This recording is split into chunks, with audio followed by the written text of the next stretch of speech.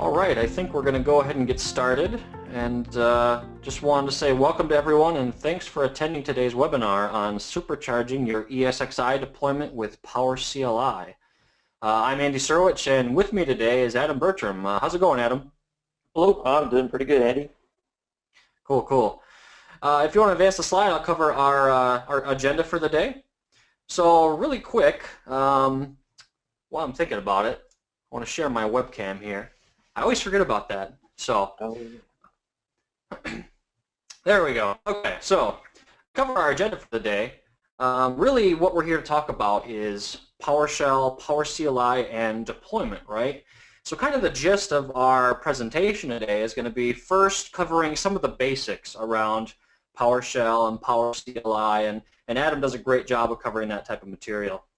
And then from there, being as we're talking about deployment, you're going to see a demo a little bit later today that kind of, answers the question of what can I do with PowerShell and PowerCLI. We're going to cover a little bit of deployment scenarios, and then we'll be showing some additional resources. So to go down our list here, we're first going to cover PowerShell and some PowerShell modules and the whole idea of PowerShell modules. Then we're going to ask the question of why use PowerShell. Then we're going to go into an intro of PowerCLI, and then we're going to get to the demos, and hopefully the demo gods will be kind to us today as we do our demos. So from there, we're going to cover a couple of additional resources that you can use to learn more about PowerShell and PowerCLI. And then we're going to get into a Q&A. A real quick thing about the Q&A, if you want to hold your questions to the end of the webinar, we'll answer as many questions as we can throughout the end of the webinar during the Q&A session. And then just so people know, this webinar is being recorded, and any questions that we don't get to, we usually answer in a follow-up blog post out at the Altero.com VMware blog. So stay tuned for that if your question doesn't get answered today. So let's get started with some introductions. Advance the slide, there we go. So again, my name is Andy Serwich. I'm a technical evangelist with Altero Software, and I've been around the industry for quite a while. I've spent many, many years doing support for internal IT departments, doing support for managed services providers. I've spent a lot of time with VMware, Linux, network security, and just virtualization in general. Even though I'm a Microsoft MVP and Hyper-V, I have spent a lot of time working with the vSphere platform. During my last job, one of my primary job duties was caring for a private cloud practice that was entirely built on the vSphere platform. I remember cutting my teeth on ESX 3.0 and 3.5, so I very much had my feet in the VMware world for a long time, including PowerCLI. Now when we talk about PowerShell and PowerCLI, my experience with that has come from my experience with vSphere and Hyper-V from a virtualization administrator's perspective. I've always come up with ways to put scripts together, try and automate some of those processes that you're going to see a little bit later today. As far as blogs go, I blog quite frequently out on the Altero.com VMware and the Altero.com Hyper-V blogs. And if we have anyone out on Twitter today that likes to talk on Twitter, my Twitter handle's right there. I'm sorry, you'll have to spell my last name. I wasn't thinking, I guess, when I came up with my Twitter handle, but there it is all the same. Feel free to reach out if you have any questions or if you just want to have a discussion, by all means, reach out to me. So, and again, with me today is Adam Bertram. I'll hand it over to him for his introduction. All righty. Thanks, Andy. Yep. As Andy said, I am Adam Bertram. I do a lot of PowerShell stuff. I pretty much do all PowerShell stuff these days. I do a lot of training, so I do online video courses through Pluralsight, if any of you are familiar with that company. I do a lot of PowerShell training, so I do various workshops here and there and various courses and that sort of thing.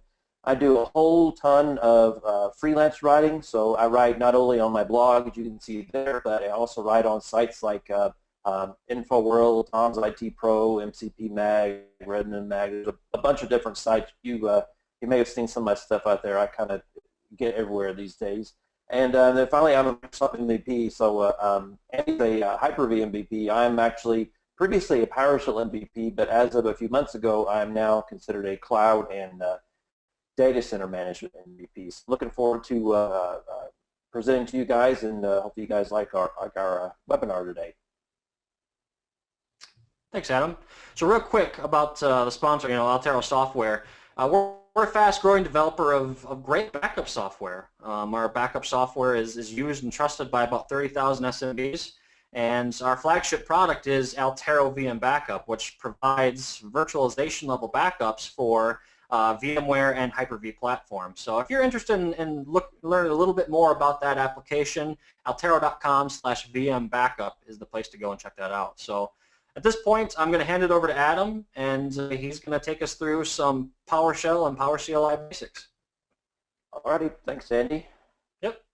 All right, so first off, I wanted to give you kind of a primer around not just PowerCLI, but anybody that might be fairly new to PowerShell, to show you kind of how PowerCLI itself is packaged up. So if you've been writing PowerShell scripts for a while, you may have just seen this, how much time you save automating this sort of thing. But however, you might not have gotten to the point of understanding the modules. Since PowerCLI is really just a set of modules you'll be interacting with, I thought it'd be a good idea just to give you a brief refresher here. So at its simplest, a module is simply like a grouping of PowerShell functions. It's a way of grouping a bunch of these functions together. In this case, it's going to be specific vSphere functions in PowerCLI. And that allows for like the easy sharing to others. A lot of vendors like VMware provide these PowerShell modules to manage their products for this very reason. And thankfully, it's really easy to use modules in PowerShell, which we'll show you here in the demo coming up. It's simply just you to place a little PSM1 file where PowerShell is looking, and then it automatically gets imported into your current session. And at that point, you use all the functions inside that module has to offer. And even though module functions don't really have to talk to APIs, most do though when provided like by a vendor like VMware here. Now vSphere has APIs that expose nearly all the functionality you do in the GUI via a programmatic interface. Now this means that when you can type new VM, for example, PowerShell goes out, makes a call to that API in vSphere, and vSphere converts all those instructions to get a VM provision. So that's just a simple example. It's simply just another interface to the product like the GUI is. So the biggest question that I always get asked is, me being such a PowerShell guy, is, well, why do I even use PowerShell at all? Well, first off, it's awesome, and second of all, all right, if you want proof, all right, I'll give you some proof here. So why use PowerShell to manage it at all? Well, you might be thinking, I can do everything in the GUI. Why do I need to learn this PowerCLI thing and fiddle with text? It's 2016 now. I don't have to deal with text anymore. Well, I mean, the answer is, most importantly, GUIs don't scale well. I'm sure there's been times when you need to like orchestrate some kind of process, like bringing up a set of VMs, maybe installing VMware tools on, provisioning new hosts and all this stuff, so shutting a bunch down, whatever. The point is, doing all that takes a ton of mouse clicking, which would take a ton of time in the GUI. Plus, if you do it via the GUI, you really haven't really saved your work. You'll have to do all that exact same thing again and again and again. By using PowerCLI, you can build tools which can reuse over and over and over again, so you don't have to repeat yourself all the time. And really, if you build them right, you can use them as building blocks to build more advanced tools as you go along. And another thing to take into consideration is the wide industry support that PowerShell has. I mentioned earlier, lots of vendors, not just VMware, are releasing modules to manage their products. If you do more things in PowerShell, you can start to build these really cool tools that marry multiple products together, like pulling information from a SQL database, injecting that into vSphere somewhere, or dynamically pulling out VMs and all your hosts, and maybe inserting attributes into Active Directory, for example. So think of PowerShell as like the glue that can bind all these disparate technologies together. It's a single tool with hooks into just about anything, which allows you to build all these cool custom tools to automate your entire infrastructure. So now we're just going to start managing your entire infrastructure in PowerShell. And you are, right? I mean, haven't I convinced you yet? Well, maybe not. Well, okay, good. Well, anyway, let's briefly go over what the PowerCLI can do for you and really what we can get into in the demos in a second. So first of all, PowerCLI is a set of PowerShell modules that, as I mentioned before, interact with the ESXi APIs. You could do this yourself without PowerCLI, but you probably have to be a software developer to directly interact with those APIs. The commandlets that come with PowerCLI, allow us administrators to manage vSphere programmatically without really having to learn, what an API is or how it works. It's just how the commandlets are really talking to the host to make stuff happen. And next, PowerCLI is not dependent on GUI changes. I'm sure you've had time in the past to where you're used to doing something in GUI one way, upgrade, and then either gone or a completely different place, making you wonder, if the developers were on acid or something. Why did you change this? This worked exactly like how I thought before, and now it's changed it. Well, if you use the command line, you can, with your own tools, you can build these things in a way to where, they'll hardly ever change. You have that customization and ability in the tool itself that you're building. And if you're using the PowerCLI to manage your virtual infrastructure, you don't have to worry about, any of that stuff. Since you're using that entirely different interface altogether, you aren't even affected by that stuff. So even if the developers, change something with the PowerCLI commandlet, for example, you could even build your own little proxy functions that mimic really what you're used to. So it really gives you a lot of flexibility in how you control your environment. Oh, and then I mentioned it is completely free. There's no need to purchase a license or pay out the box for a tool like this. VMware gives you it to you free of charge, not probably because they want to be nice to you, because they are a company, but because it makes working with the product so much easier, and which might make you think just how great vSphere is. All right, so we're going to go into the demos in a minute here, but for my demo in particular, I kind of wanted to give you a brief overview of what I'll be working with. So first, I'm using the PowerCLI 6.3. As of now, this is the latest version available, and since it's free, if you're in an old version, just do yourself a favor and just get it upgraded. I'd especially recommend this if you're still pre-V6, as they moved all that functionality over to those modules I told you about before from the older snap-in technology. So version 6 was a big improvement. And then I also be on PowerShell V4, I believe here, but you really don't need V4. You just need version 2 plus.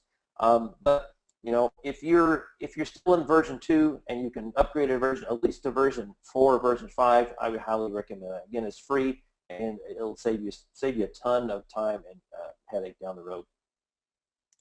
And next, we need to ensure all your hosts are at least ESXi 4.1 or greater. If not, you're probably going to be doomed to using the GUI for the rest of your career. So I highly encourage you to to get your host upgraded when you can.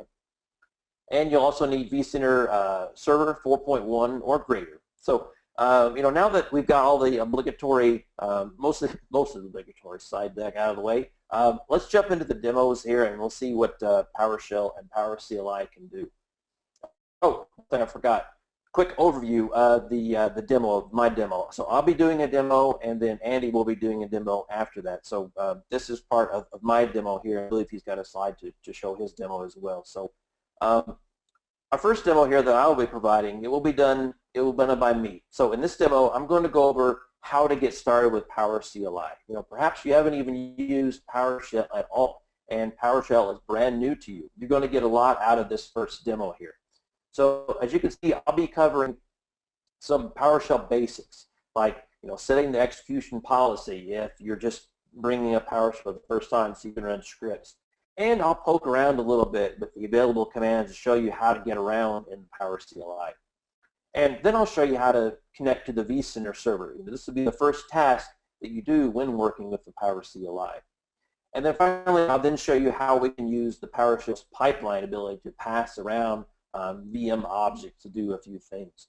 And then we'll also package all of that knowledge up, and I'll show you how to build one of these small tools that I was telling you about earlier to easily find the total uptime of all your VMs on a host. All right, so now let's go over to the demo here, and let's hope the demo works here. All right, Andy, can you see my text okay? Yep, looks good. All right, great. All right, so let me run this here. All right. So, all right, the first thing we want to do is we're going to set the execution policy. Now, if you're not familiar with the execution policy is a security feature in PowerShell that is restricted by default. So what you'll find is when you run get execution policy on your machine, you see that it's going to be restricted here. And what that means is even though we can run things on the command line that we're doing here, we can't build scripts from that. And you'll find that if you try to build a script, it'll say, if you try to execute a script, it'll say, oh, I'm not allowed to do that. You have to change your execution policy. So what I do is I always go over here and set execution policy and set it to remote signed. And now what that means is you have to, all of the scripts that come from the internet or come from an external source have to be signed with a certificate. So once I get the execution policy changed, now you can now see it's set to remote signed. And now we can actually execute scripts on this machine. So that's the very first thing you have to do whenever you bring up PowerShell out of the box. And once you do it once, you don't have to do it again, so you don't have to worry about that. All right, so I've already got PowerCLI installed here. I wasn't going to bore you guys with going through all the details of installing PowerCLI, but I wanted to mention one thing here. Whenever you install PowerCLI, it will install a start menu program here in the VMware folder. And you'll see that it has VMware, vSphere, PowerCLI folder. And then you'll see two of these here, vSphere, PowerCLI 32-bit, and PowerCLI. These are essentially PowerShell hosts that have all the integration built into them that allow you to use PowerCLI. But to be honest with you, since I use PowerCLI I use PowerShell out of other different things, I never use this here because, well, the reason is because I want to have my own PowerShell session with my own variables, my own profiles, my own everything, because I do a lot more stuff in PowerShell than just vSphere. So, but what you can do is you don't have to use these. You can just bring up your standard PowerShell console, and now since as of PowerCLI version 6, you can actually bring in all those modules and do everything you can in here. But since I don't use this, I wanted to show it to you in case you were wondering what this was. You don't necessarily have to use this, and I'll show that to you in just a minute here. All right, so first thing I want to do is, since I said that the PowerCLI is actually a grouping of modules. You know, in the bigger products you see with vSphere, you'll see multiple modules like this. So in this instance, PowerCLI is essentially consists of you know, a few different modules here. You have cloud, core, HA, functions to deal with the license, the storage, BDs. There's a lot of other stuff in here that you can manipulate just about anything you need. However, if you're just getting started, the majority of the command list that you would use to manage your hosts or deployments, VMs especially, would be in this VMware vimautomation.core module. And I'm going to show you a few of these things in here. You'll see that it contains a whole lot of functions in here. There's pretty much everything you want to do. Remove VM host, roles, templates, doing tags. Pretty much you can do anything in the PowerCLI that you can do in the GUI. Now, this format here is kind of hard to understand if you really want to digest it. So in PowerShell, what I can do is I can use the git command, specify the module as I did up here. I can sort it by the noun. So in PowerShell, everything has a verb-noun syntax. You see that you only have open VM console or wait-task. So everything is a verb and then a noun. Since this is the case, I can actually sort things on here. It's a really good way to show you what I mean by this. So one thing I wanted to mention here is in PowerShell, think of PowerShell as like objects. So let me give you a good example here. Objects with various things you can do on the objects. So here's a really good one. So VM host as an object. Here's so I can stop a VM host, set, get, move. you see there's a single object with a whole lot of different verbs on that object. And you can see that's how a lot of these functions are built. See, here's a VM, restart VM, remove VM, get, suspend, test. And you want to follow this same kind of methodology when you're building your own tools. So you start out with an object like a VM or a VM guest or a virtual switch or a virtual port group. You know, you figure out what you want your object to be, and then you actually define these verbs on the object, and eventually you can kind of glue all this stuff together and create some really cool tools. So the first command that you're going to run when you're running PowerCLI is connect VI server. So let me go ahead and bring this up. And you see that connect VI server is in the vmware.vimautomation.core. So it's one of those functions that I just showed you earlier. And I'm going to go ahead and go look at get help here for the connect VI server command here. Oh, I accidentally hit update help. Well, while it's updating, might as well give you a story of update help. So PowerShell has the ability to dynamically bring in help content as it goes along. So remember the days when you have to go to Google or Bing or whatever search engine you chose and figure out, well, what is the syntax for this command, or what does it do whenever this command does this, or what does it do when this command does that. With PowerShell, it's able to go out to the internet, to go to Microsoft, pull down all that dynamic, all that help content right here in the console. So really, you really don't have to go out to Google that often. If you're just starting out, just using get help or help, and then specify the name of the commandlet was really helpful. Oh, good. Looks like I burned enough time there to get that done. So connect VI server here. So you see that when you bring up help, has a really good description. And depending on the commandlet or the function here, this may or not be a great subscription or not. It all depends on the author. But you can see here for a connect VI server, it says the commandlet establishes connection to the vCenter server, starts a new session, and reestablishes the previous. You'll see that each of these commandlets in the PowerCLI they're very, very well documented, unlike some of the other modules that I've come across. So if you're ever wondering what something does, you can always just do get help.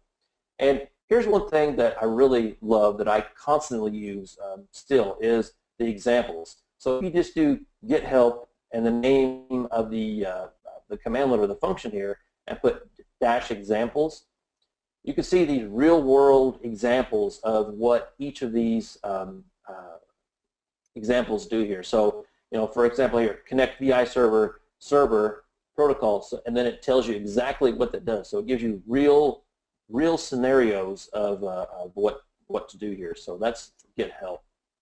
So let's go ahead and make a connection to the vSphere server. There's two ways to do this. I recommend using get credential here, so that way, you know, your password is not hard coded into the script like it is here, but you'll see that it has some kind of interactive prompt. So if I bring this up and run this, you see that it prompts me.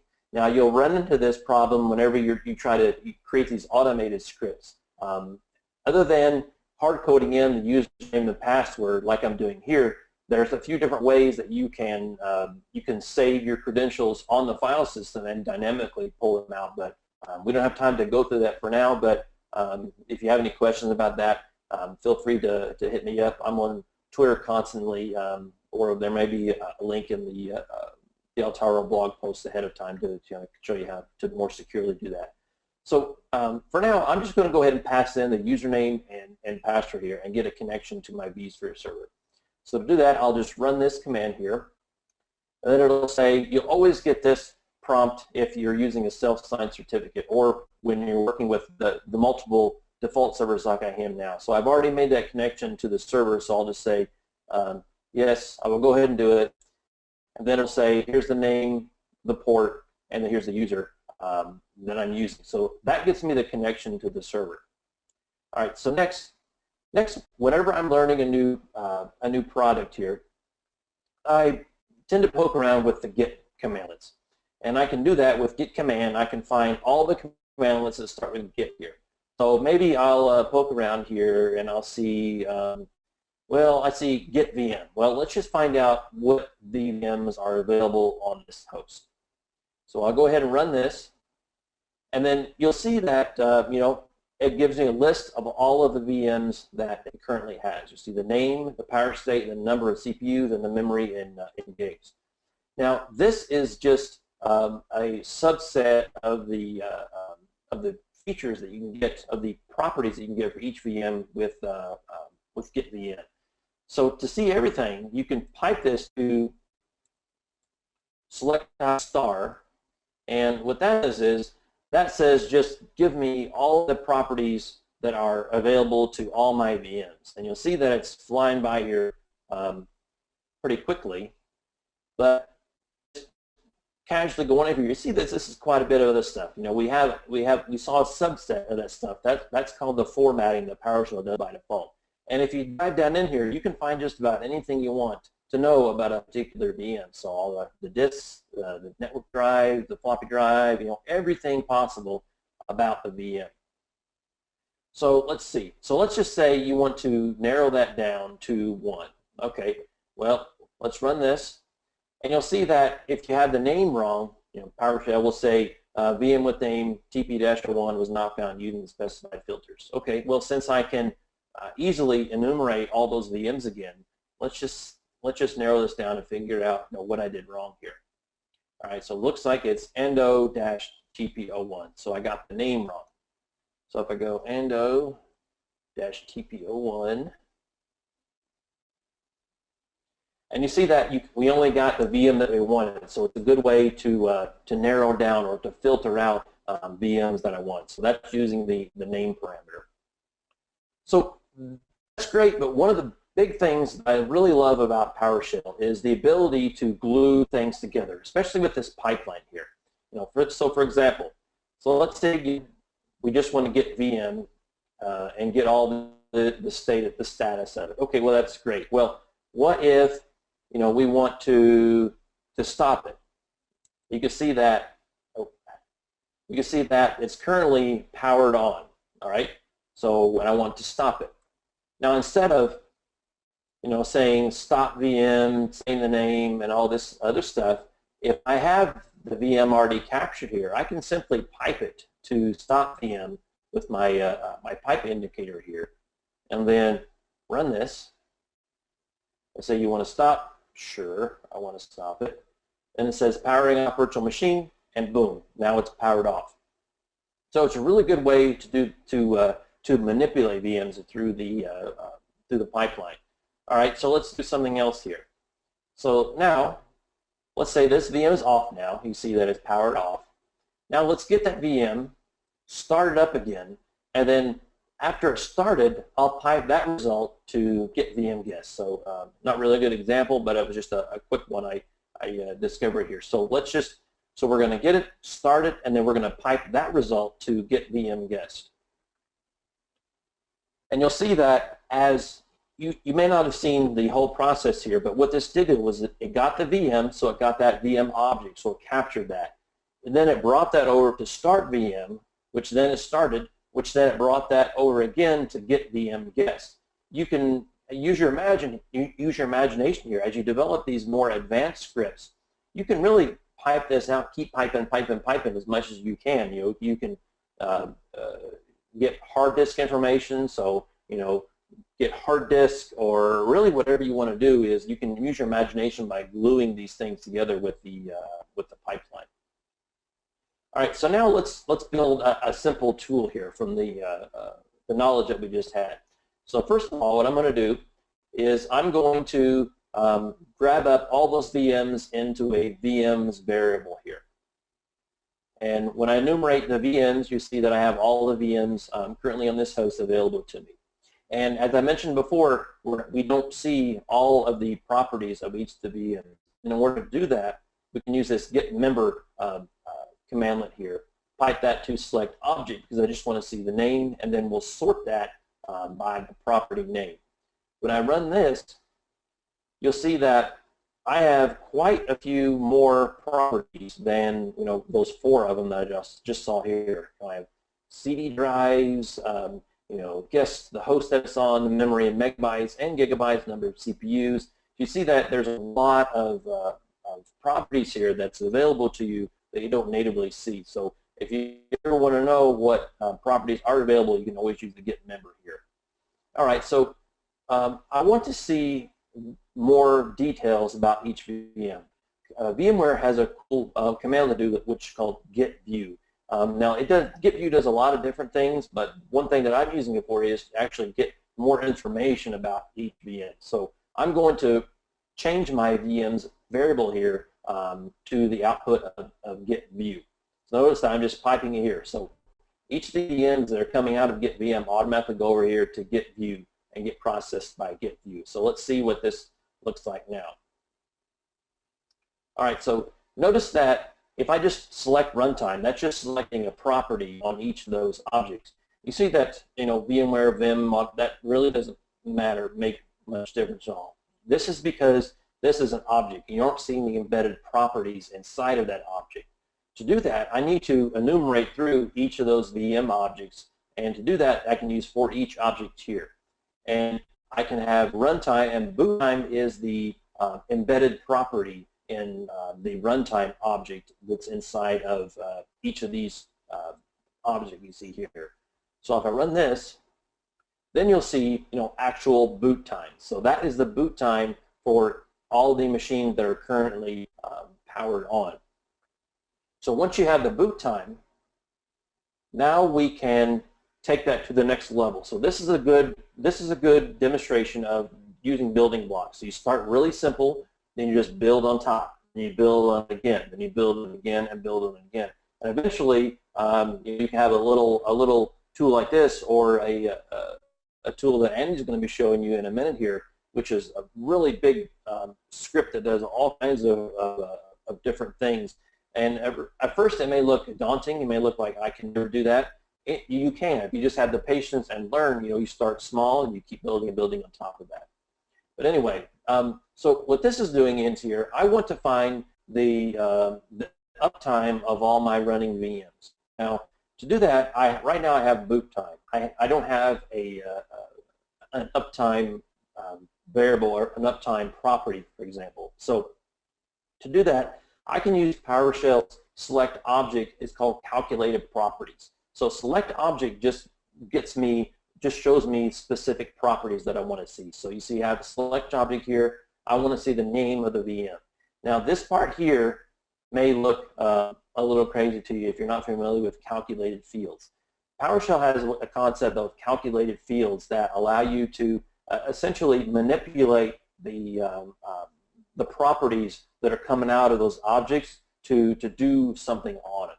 So in this instance, since I have boot time here, I know that to get the current uptime, I need to subtract the current time from the boot time. That will get me the total uptime. And to do that, I want to have a property called uptime days. So I don't want to see just boot time. I want to see uptime days. And I have an expression here, which I can say, use the new time span commandlet, which essentially gives me the difference between two times. So it's perfect in this instance. So to say new time span here has a start parameter, and that is the earlier time. So I'm going to say I want to specify the boot time, which is the one I just did up here, and then the end is get date, which is the current time. And once I do that, you'll see that I have this in parentheses here, and then I have dot days. So new time span will give me a time span object, which then has a days property. And that days property just gives me the number of days. I could get the number of seconds, the number of milliseconds, the number of weeks, but I just want to see days in this instance. And then I finally have format table auto size, which makes it look good on the console here. So now when I run this, now you can see that I don't have just the boot time here. I actually have a nicely formatted list. So I have the name, all the VM names, and the uptime in days of how many days each of these machines have been running. And you see when there's nothing blank here, those machines are off, or probably couldn't get the uptime for some reason. But you can see that I just meant for this little demo to be a seed for you, just to give you an example of what you can do with PowerShell and what you can do with the PowerCLI. You know, your options are pretty much limitless on the amount of tools that you can build here. So it's a very nice, PowerShell is a really cool way to kind of glue multiple technologies together, and especially with PowerCLI. PowerCLI is, you know, VMware's way to interface with vSphere. So it's a really good tool to use. So now that I'm done with my demo here. I think Andy has a demo here for you, and let me see if I can figure out how to get this changed over to Andy. Andy, are you ready for me to switch over to you? Yep, good to go. Great. All right, let's see here. We want monitor 2. Show my screen. How's it looking, Adam? You see it? Yep, looks good. All right, so real quick, let's see. There we go. Okay. See the slide deck? Yep. Okay. So to kind of build on what Adam's talked about so far, kind of wanted to give you another example, I liked how Adam put it, a kind of a seed for you, kind of an idea of what PowerShell and PowerCLI can do for you. So what my demo entails is we're going to use a specific commandlet called invoke VM script.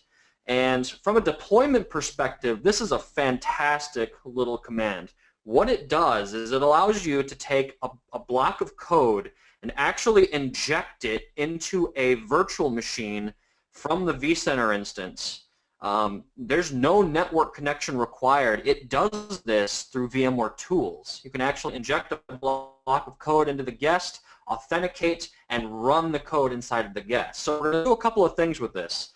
We're going to define some credentials that we're going to use to actually run this command.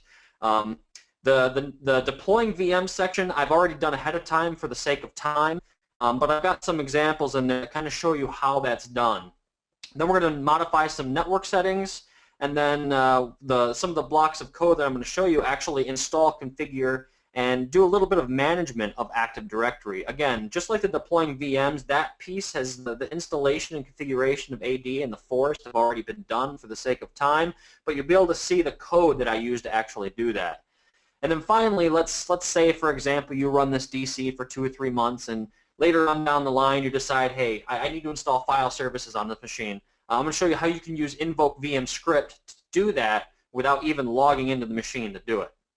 So from this point, let's get out PowerShell ISE, and we'll actually look at the script real quick. So I've got some stuff here up at the top. You know, about connecting to the vCenter instance. Adam's already covered this. So I've got a couple of variables defined here, and I've connected into my vCenter instance already. Then this next section, you'll see 2 separate sections here for actually defining the credentials that I'm going to use to log into this virtual machine that I'm going to connect to. So I've got the local user for my virtual machine before it's a DC, because, you know, before it's a DC we don't have domain credentials to use. And I've defined the password by setting a variable and using convert to secure string, this string of text here, to create you know, a password basically. And then I pipe all of that information to this command, and I create a new object of this type, use this argument list looking at this local user variable and this local password, and it kind of packages together all that information as a set of credentials that I can call later in the script. So I did that again here just with some domain credentials, because remember, I've provisioned the VM and I've used the script to actually install and configure AD on this virtual machine. And as far as deployment goes, this is what this block of code here does. So what I've done, I've already connected to my vCenter instance, right? So I'm setting a couple of more variables, kind of a lot of like Adam said, building blocks, building up to actually completing my task. So first I set the cluster inside of my vCenter instance that I'm targeting. I define what template am I going to use to actually create this VM. I'm going to point it at a customization spec that I'm going to use to customize the VM. And then this last one simply is a variable that names the virtual machine object. So I'm going to take all of those variables and I'm going to use the new VM commandlet, and I'm going to call all of these various variables to actually create the VM. And once that's done, I'm going to start it. So again, for the sake of time, I've already taken care of that. I let the customization happen and the VM is up and running. So anytime we're working with Active Directory, right, we want to make sure we have a static address. So I have another block of code here that's just a single one-liner. It's just netsh command is all it is. It just sets the IP address of the VM, sets the subnet mask and the gateway. And I actually use invoke VM script to change the IP address inside of the virtual machine. So this is the first time that we see an invoke VM script inside of this presentation here. So you can see the syntax of the command. So I'm just going to invoke VM script. I'm going to point it at the script text parameter, and I'm going to call the variable that contains that code that I want to execute. I'm going to target the virtual machine name, which is stored in this variable, and then I'm going to call those credentials that I defined further up in the script so I can actually authenticate once the script gets pushed into the guest VM. So I'm going to show that here in just a second. There's two other blocks of code that I want to show here real quick. One is the install AD role. And again, it's just an install Windows feature -name. I'm just installing the Active Directory domain services. And again, we're just putting these blocks of code in single quotes here. And then as far as configuring the domain, that's what this block of code does here. So you can see all my various domain mode, forest mode, domain name, DSRM password, all of that stuff is defined in this block of text. And just like we did with the network settings, I'm using invoke script to first push in and install the Active Directory role, and then I'm using invoke script again, VM script here again to actually configure the domain. Now, I already have that VM up and running, and it's running the domain, and again, it's already configured. So let's say that I want to actually make some changes to that using invoke VM script. So the first thing I'm going to do is I'm going to create this new administrative user called test admin. And just to show that the account doesn't already exist, let's try logging into that VM. The username and password is incorrect. It's not there yet, basically. So what I'm going to do is let's first set this variable by executing this block of code. So I've set that. Now I'm going to use invoke script to actually reach into the VM and configure that new AD user account. So let's execute that. You can see invoke script running, and it usually doesn't take too long. So okay, there was no output, which means the script executed successfully. And I'll show we'll show that the account works in a second here, but I want to also go ahead and install the file services role and create the file share at this point as well. So again, let's pretend that later on down the road we need to actually install file services on this machine and configure a new SMB share. So first we need to define the block of code that actually installs the file services role. So that's what this block of code does here, and then we're going to create a new file share. So what this block of code does is first we're defining the location on the machine that I want to use as the share location. We're going to create a new folder named public at that location using the new item commandlet. So we're going to specify the path as the share location. We're going to specify the name of the folder as this string here, public, and the item type is directory. And then after that, we're going to create a new SMB share using this bottom command. So let's run all this code real quick to set these variables. And now let's actually do the work. So we're going to invoke script to first install the file services role. It's a pretty light role, so it doesn't take very long to install. So should be pretty quick here. Usually it doesn't take longer than 10-15 seconds. So that should be taken care of there. Okay, that's all set to go. And then down here, we're going to actually do the same thing, invoke VM script, but this time we're going to create the SMB share inside of the VM. And remember, this doesn't require a network connection on the VM. So from a deployment perspective, being it's reaching into the VM through VMware Tools, that's really helpful because now we don't have to wait for a network connection to actually make deployment type changes to our virtual machine. So you see we got some output there based on that last invoke VM script. Now let's see how things actually turned out inside of the virtual machine. So first thing I'm going to do is let's check and see if that test admin account actually exists now. So the test admin account is working, so we've successfully created that user account using invoke VM script. And then the next thing I want to show is let's just check the IP settings. So right now you can see that the IP is set to 219. Let's say later on I want to actually change the IP for some reason. So let's come back up here to this, this DC network settings variable I defined, and let's say I want to change that to 218. So let's set this variable again by running it, and then we'll call it invoke VM script once again to actually reach inside of the VM and change the IP settings. So that one also runs fairly quickly. So it's actually running netsh inside of the VM. So let's go back to our VM now. Look at the IP settings again, and now we can see that the IP has changed to 218. Again, I didn't need the network to make that change whatsoever. I just used invoke VM script to make the change. So let's verify two more things. I'm going to switch over to PowerShell, and I'm going to actually look at the Windows features. Get Windows feature, excuse me, and I want to make sure that the file services role was installed. And we can see the file services role is installed. Let's take a look and see if the SMB share was created. And there we see that the public SMB share was created successfully. So really powerful stuff as far as being able to script. I mean, it takes a lot of the work out of these very redundant tasks if you're deploying a lot of virtual machines. Which brings me to the next slide in my deck. Let's take a look at this. Change my display settings back again real quick.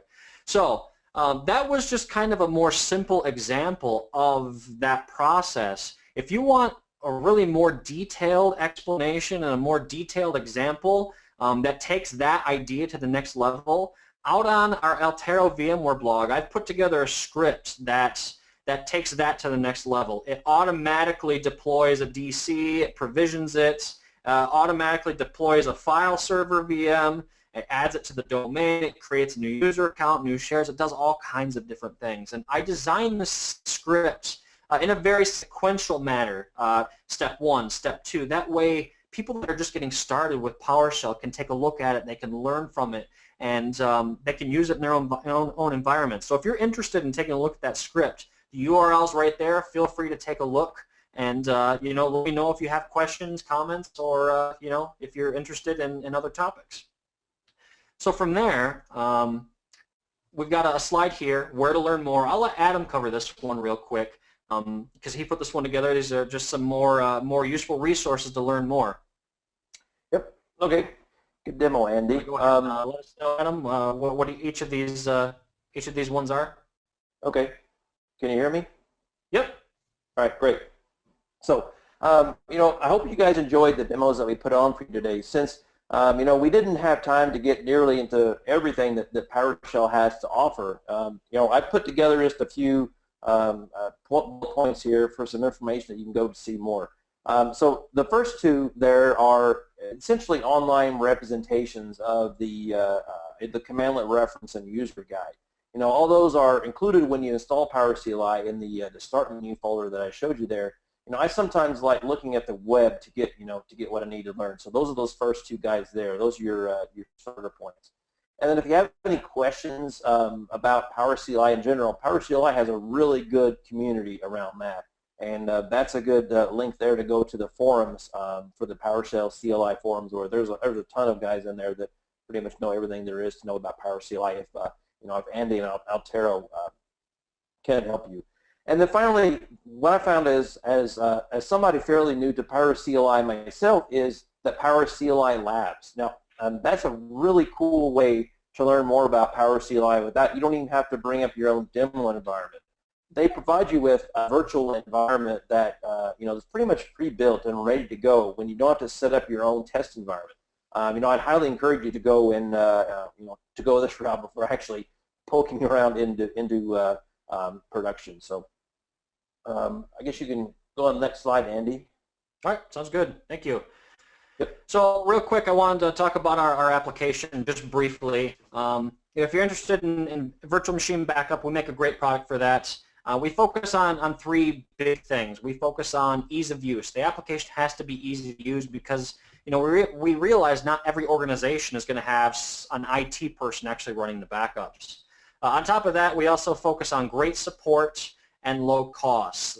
So definitely, if you're interested in the virtual backup product, check us out. Got all kinds of information on our website. On top of that, if you're an IT reseller, we have a reseller program as well if you're interested. If you want some more information on that reseller program, you can visit altero.com/partners or email us at sales@altero.com. And then again, I mentioned this earlier, if you're interested in our application, just kind of trying it out, you can download a 30-day trial at altero.com/download. And again, it's a full-featured 30-day trial, or it's free for 2 VMs forever, which is really useful for home labs especially. So now let's get to our Q&A section here. We have a little bit of time for Q&A, and again, if we don't get to all the questions that have been asked, we will be posting a copy of the video out on our Altero VMware blog, as well as any questions and their associated answers. We'll be posting those out on that blog as well in the coming weeks. So at this point, let's go through our questions list, and we'll see what we've got, and we'll answer a couple of them with the time we have. So let's see. So one of the first questions that I've got here is about Get Help. I saw it pop up when you were talking about the Get Help section here, Adam, is Get Help just for PowerShell, or can it also be used for PowerCLI? Do you want to talk real quick about that and about how each vendor can inject their own help information into their modules? Sure, yeah. Get Help is definitely not just for PowerCLI. That is a PowerShell specific thing.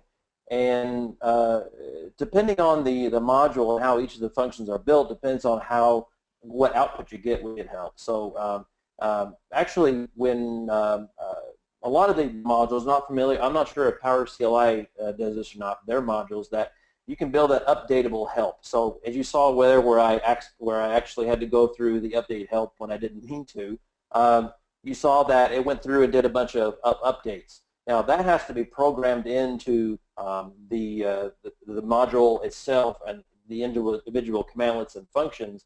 They allow you to say update help and grab all that information out there as well. But yeah, get help if you're not familiar with that or just getting started with PowerShell. I would highly recommend you can just do get help and then do whatever command you want to get help with, and especially use that dash example. So get help works with the VMware stuff, the Hyper-V stuff. I mean everything, the default PowerShell stuff, AD, Exchange, whatever. So it's definitely not just a PowerCLI thing.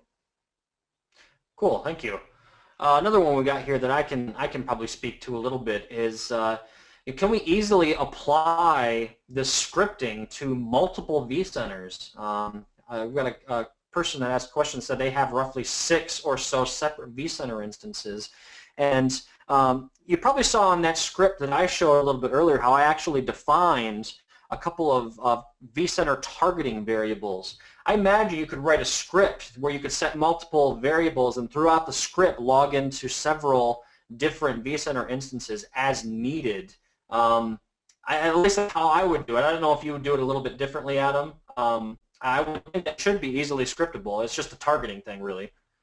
Yeah, I mean, at that point, if you have multiple vCenter servers, you want to make a connection to each of them, you could actually put them all in like a little array in your script, so have like the names of the IPs of each of them, and then just loop through all of them and then do connect VI server, and then just have instead of a specific instance, it would just be a variable that you could easily make connections to all of them and make that happen. Yeah, very powerful what you can do with PowerShell and PowerCLI. This is kind of a DevOpsy type question. That's how I would define this one. So maybe you might know the answer to this. So with PowerShell and PowerCLI, can you use that with a systems management tool like Jenkins or Chef or Puppet? Any thoughts on that one?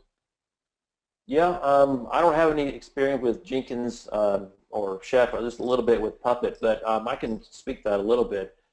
Really, those tools, those configuration management tools, they all have the ability to execute PowerShell scripts. And really, at that point, you can build a script like mine or a script like Andy's, do some sort of action on it, and use tools like Chef or Puppet or one of those other configuration management tools to essentially be the deliverer of the script. That's how I've done a lot of my stuff with System Center Configuration Manager.